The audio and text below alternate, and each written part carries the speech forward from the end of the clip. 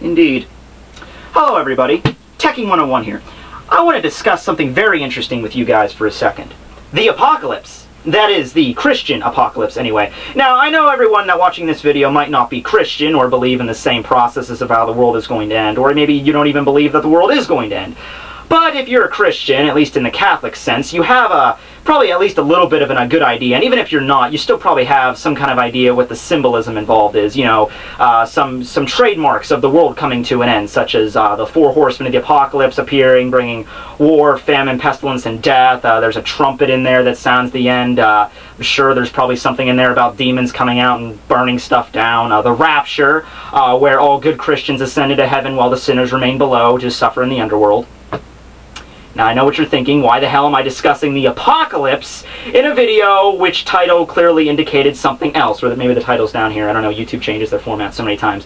Well, the reason I'm opening it like this is because all that stuff I just mentioned, you know, the four horsemen riding in, bringing death into the entire countryside, demons rising out of the ground, that is stuff that normally would never happen. So whenever that stuff does happen, people are like, oh damn, end of the world.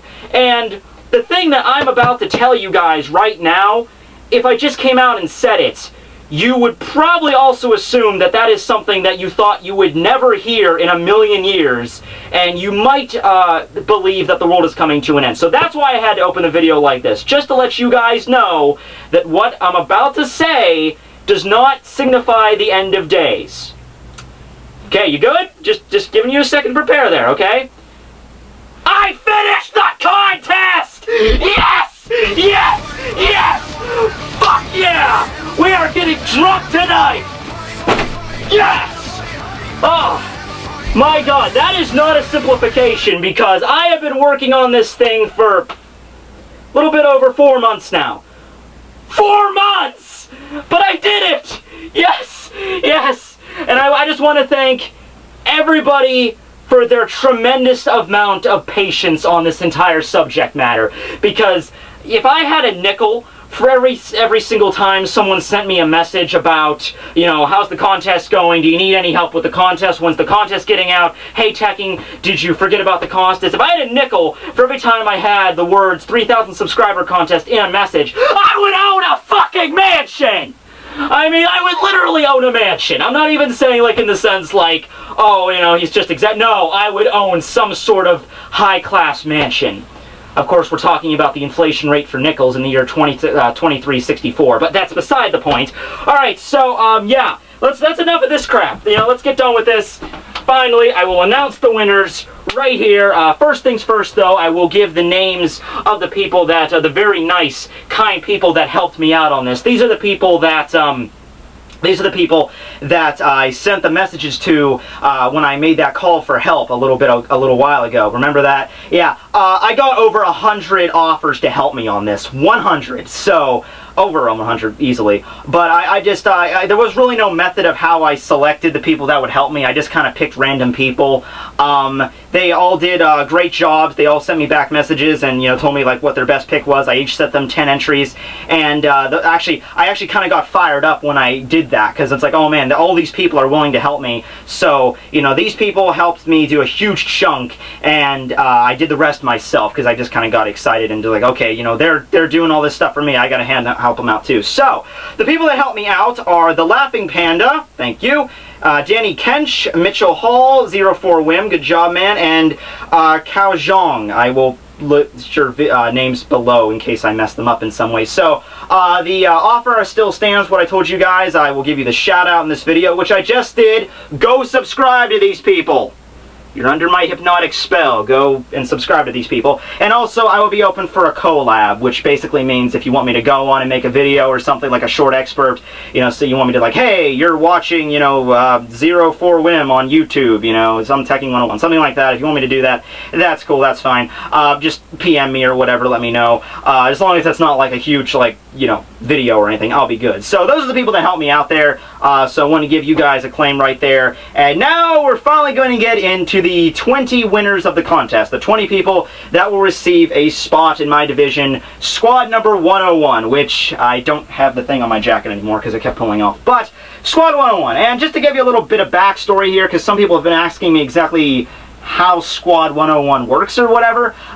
Basically, I looked at it like this way. See, all these people that send me in entries, of course, their Zanpaktous are really cool, like really cool designs, really awesome, and multiple ones have Bankai. So obviously, we're not like a regular division in like the Goatee 13 where, you know, only the captain and maybe the lieutenant will have a Bankai. You know, I came up with like a little story with this where basically Squad 101 is like the only division that's based in the human world, and of course it has like a setup in the human world, and it's surrounded by like some spiritual barriers, so humans can't just. It's kind of like Hogwarts, sort of, but not really. And it's just like set up like this. And basically, we're a division where it's for people that, you know, they're really gifted. There's like, you got to imagine in the Soul Society, there'd be a lot of gifted Shinigami that, you know, just like, kind of like Toshiro Hitsugai, kind of sort of just like people that were raised and just naturally gifted, like maybe they could achieve Bankai at a very early age or whatever.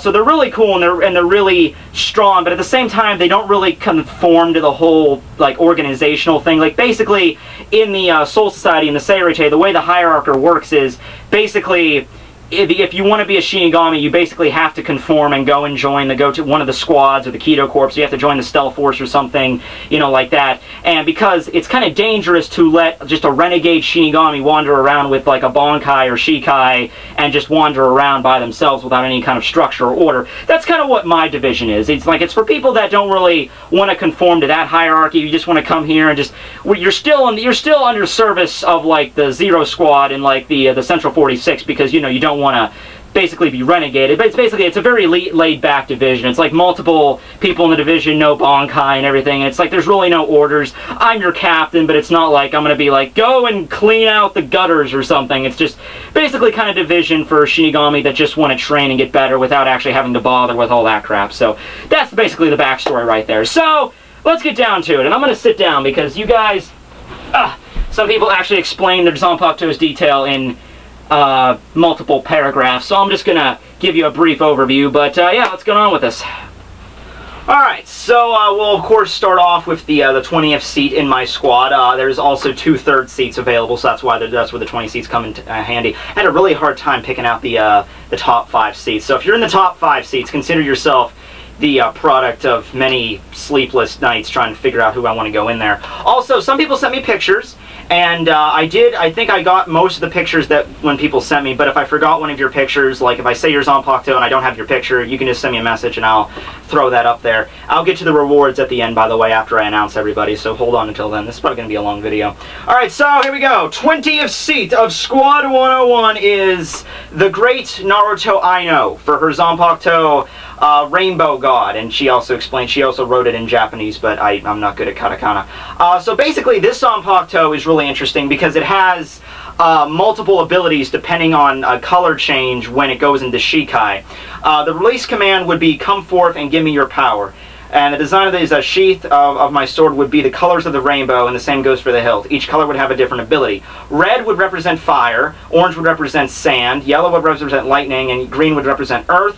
Blue would represent water, purple would represent poison, and all the combined abilities together in one powerful attack. The weakness of the Zanpaktou, because remember I said, all you guys send me in weaknesses because I don't want like this too OP. So she basically set these up sort of like I don't know if you were going for like a Pokemon type thing, but, you know, of course, you know, red and orange would be, you know, fire, and ground would be, of course, weak against water. Yellow ability, which is lightning, would be weak against ground. So basically she's setting up all these different things. And also the reason I don't really consider this an OP sword, you might be thinking like, oh, this like it has like all these abilities for every. It's diversity. It's very good to have a sword that you can fight in any environment, sort of like it's adapted to the environment. You know, if you're fighting in a desert, there you go. If you're fighting in a place that has a lot of water, there you go. But at the same time, that doesn't necessarily mean that all these abilities are just insanely powerful. It's not like oh yeah, I have my water ability, I can summon a hurricane to kill everything. It's not saying that, just like manipulation of water, manipulation of sand, which, if it's done the right way, can actually be very effective. And like she said, you know, you wouldn't be able to use the water ability if you're fighting in an area with low humidity, or if you're fighting in an area with no, you know, water around you. You probably wouldn't be able to use the fire ability in an area that's very humid, or an area that's devoid of oxygen, or something like that. So there's a lot of stuff to balance exactly why you couldn't just use like every ability at once in any situation. So that's why I put her in my squad. Also, I don't know which name. I might switch back and forth, because some people, I got these on my YouTube PM, which these would be their YouTube channel names. Other people I put on my Gmail, which might be your real name. So I apologize if I'm using one or the other, if you would prefer. It's just how I ended up. It's been a massive cluster screw with this contest. Okay, 19th seat is Amulet Cloverus 19 for her Zanpaktou Shiroi Youko, or White Fox. Its ability is invisibility. It can create a mist when it surrounds the enemy, absorbs their Ryatsu, and disorientates. Another ability is that the sword allows the user to become more ghost-like and pass through objects such as walls and even the occasional enemy sword. The sword is most often used in stealth missions, but can be used hand-to-hand combat as another. We're going to get into another Zanpaktou later down the line that focuses more on hand-to-hand combat, which I really like that, because, you know, I can't tell you how many lightning freaking Zanpaktous I received. I put a few in here, but I can't tell you how many lightning ones I received, or long-range attacks, which is good, of course, because it's kind of going on the same scene as the anime and everything, but having swords that are more close range works too. And this one, too, is not really that offensive. It's more just like some kind of illusionary or disorientation ability. It's not like, you know, a straight-up attack force, so that's a weakness as well. But the weakness she put is the sword can't be used in an offensive way while using its ghost abilities. So, you know, maybe the sword's right. It's kind of like Toby, sort of, from Naruto, not in the same way, but sort of like, while something's phasing through him, he can't retaliate, he can't attack, he has to just let it pass through him. So it's sort of that way. Of course, if you're in a ghost mode, kind of the same thing with, like, you can't get hurt, but at the same time, you can't hurt your enemy, sort of something like that. And the wielder has to stay in the middle of the mist or it disappears. Okay, that's interesting. So that's like, if you're going to use the mist ability to like absorb your opponent's Ryatsu, you can't move. Like, you're fixated to one location, and the mist just kind of emanates outward from you as like some radial point. So you stay in the center, and the mist kind of like swirls outward from your sword or something, and then it encapsulates everything. So that would be a major weakness, because if the enemy were to use some huge attack, or maybe if the enemy can get over this orientation, then you're a sitting duck essentially, and if you move, then it'll get broken. So that's pretty cool. And the sword's appearance is solid white with a blade that is clear and appears to be made of crystal. So glass sword, sort of. That's key, and that's neat. Glass sword also would kind of reflect the ability of having no offensive ability if you have a glass sword, but it would be really cool for like kind of like a Keto type thing. Really neat, really neat. This is what I just love, guys. You guys just sent me in some really cool ones. Alright, 18th seat is Sori for PS3. Zanpaktou name is Fuzen Seidai, or Evil Justice. When the sword is released into its Shikai state, the blade dissolves and turns to a purple-like mist. I put the two mist ones together. You see what I did there? So you two are friends. You and the last 19th seat one, the Amulet Cloverus 19. You and Anime and Sori for PS3. You two get along because you both have mist abilities. Put you in there for a reason. I'm not bossing you around, I'm just saying. I'm your captain, so you know. Play nice. The blade dissolves and turns into... Or maybe you could be rivals, how about that? Okay, so the sword is released and it turns into a purple-like mist which covers a small area. The ability of the Zanpaktou is evil and twisted as it causes extreme pain. So basically, sort of like the same thing, except with, instead of disorientation, it causes like concentrated pain to the opponent.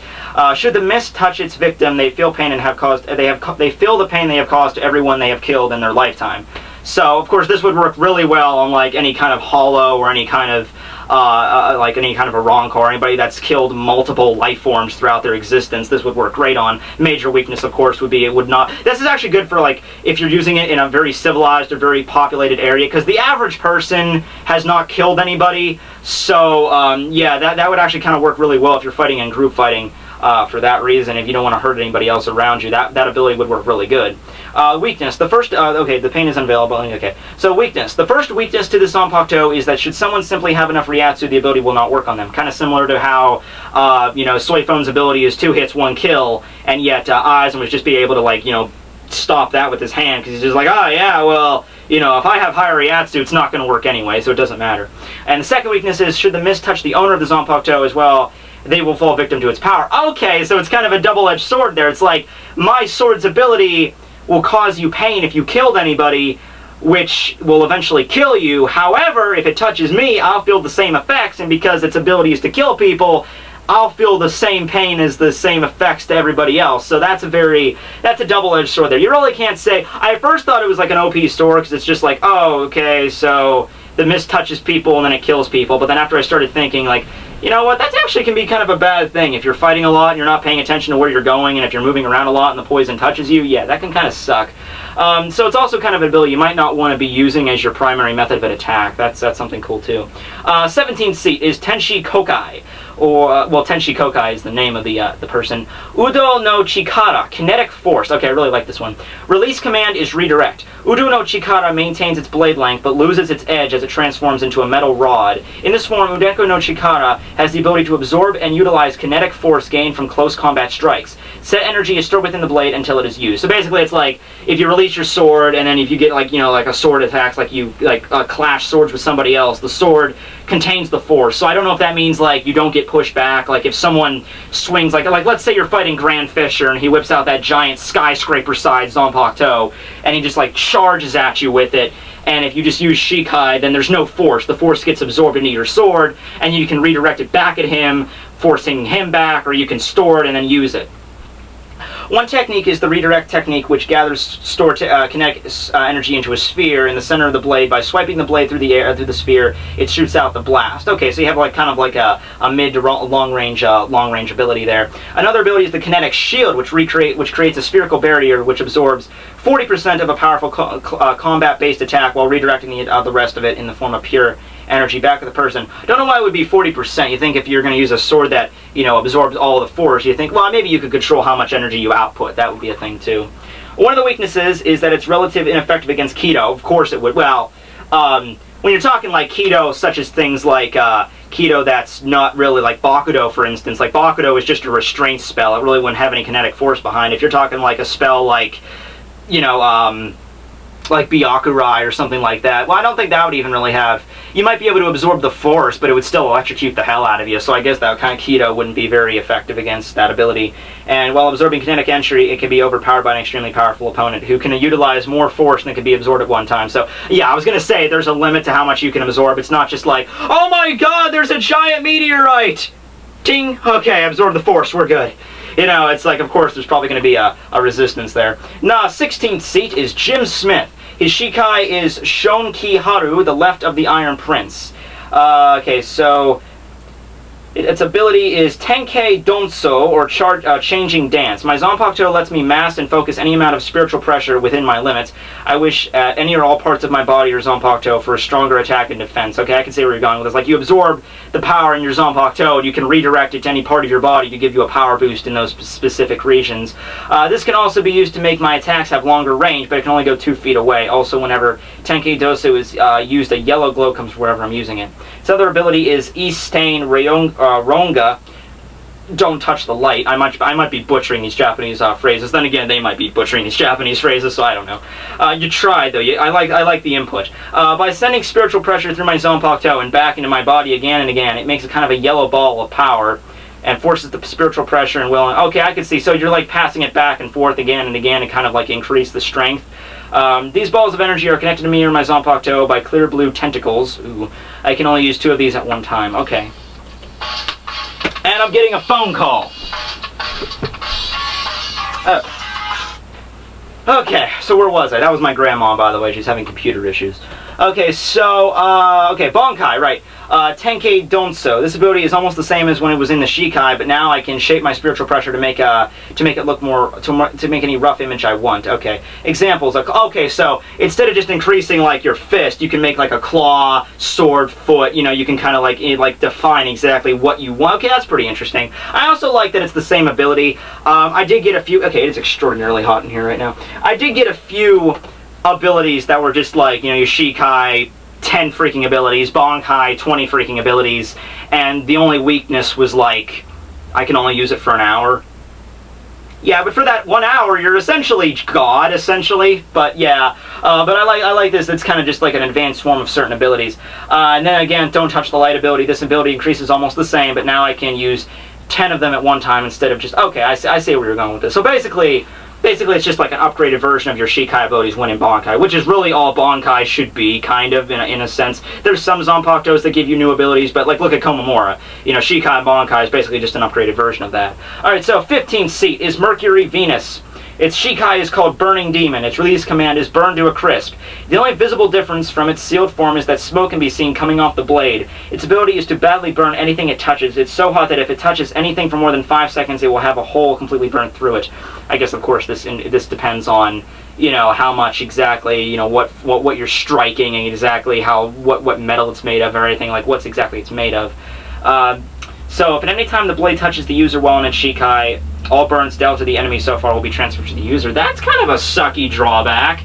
That's like saying, I have this gun, and I can shoot you like a bunch of times, but if I accidentally shoot myself, I get hurt as many times as I shot you, or like, that's kind of interesting. Its Bankai is called Flame Javelin. The Zanpaktou bursts into flames that form a ring of fire around the user. The flames are 5 feet high, and the ring has a diameter of 4 meters. I like how you guys went into like this specific detail on a lot of these too. The user can grab the flames and form them into a javelin and can be thrown at the enemy. When the javelins make contact with anything, they explode, completely destroying anything within 3 feet of where it hits. They can also be detonated at the will of the user. The user can be burned by the flames. He has a black flame-proof glove to protect his hands. Okay, so this time, like, the weakness is kind of nullified. The gloves are part of the Bankai, okay. And the weakness is, in Bankai, the user is still affected by the flames. In Shikai, if the blade touches the user at any time done to the opponent. Okay, so kind of like the same weakness. Alright, so it's a fire-type Zanpaktou, like a really powerful fire-type Zanpaktou, but it does have certainly a range limit there. And, of course, the whole thing where if you get touched by the flame, like if one ember touches you, you just like explode. That would be kind of a drawback. So yeah, that kind of makes sense. Alright, look at this next one. Okay, the 14th scene is Daphne Huari. Shikokyu, meaning breathing death. It is my wind type Zanpaktou. When sealed, it takes the form of a katana with a pinwheel shaped guard. Okay, I can kind of see that. Oh, this is one that also got an image, so I'll show you that. Right there when I bring it up. Shikoku's release command is Shriek. In its Shikai, Shikokyu takes the form of a chain scythe. Here you go. On each end is a double-pointed scythe tethered together by a long chain. A chain scythe is to be used for close-range combat and long-range combat. The scythe blades can be thrown directly at an opponent. Okay, so sort of very similar to, I think you even mentioned it, it's very similar to Shuhei Hasagi's, but at the same time, instead of it can manipulate wind. So, you know, Kaze Shini, we've sort of seen it kind of can manipulate wind, but not really. It's like Shuhei can't summon like tornadoes or anything. He's just sort of like cutting you, and like the wind ricochet can kind of cut other objects. The wind abilities allow, okay, so include wind blades, wind bombs, wind vortices, and wind shields. Additionally, it's shielding right there. Additionally, the chain can be greatly extended by force of will when thrown the scythe for long-range attacks. Extending the chain to its maximum length and attacking with wind bombs or wind vortices is Shikoku's most powerful move. So it doesn't exactly have like a super strong move. It's just like, you know, I have one ability that's stronger while close range, another ability that would be stronger necessarily when long range. There's one weakness to my Zanpaktou. If I throw the scythe and it extends the chain too many times in long range attack, the chain will not be able to extend any further. Okay, that's the main limit. So, like, you use a long range attack, stay away from your opponent, make sure it doesn't get hurt. I mean, make sure you don't get hurt, but at the same time, you use that so many times, it'll kind of, like, wear off. Once it has reached the limit, the chain will gradually contract until it is returned to its original length. Okay, and you won't be able to use it for, you know, quite some time. And this reduces the force of my wind attacks, you know, of course, when you don't have long range to throw them. So, yeah, of course, you also have to worry about if you use a long range attack and it's connected by a chain, you know, your opponent can easily just grab the chain and, like, drag you down and, like, stab you in the face. So, yeah, and that's pretty cool artwork, by the way, I have to give you that much.